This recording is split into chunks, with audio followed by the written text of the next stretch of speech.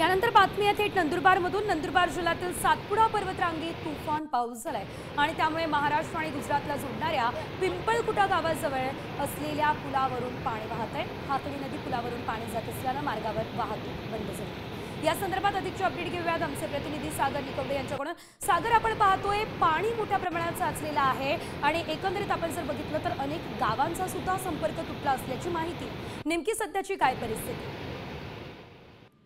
खरं तर 2 दिवसांच्या विश्रांतीनंतर नंदुरबार जिल्ह्यात मुसळधार पाऊस आजपासून कोसळतोय। सकाळपासून पावसाचा जोर हा कायम आहे। तर दुसरीकडे सातपुड्याच्या पर्वतरांगांमध्ये सर्वात जास्त पाऊस होत असल्याने अनेक नद्यांना पूर आलाय।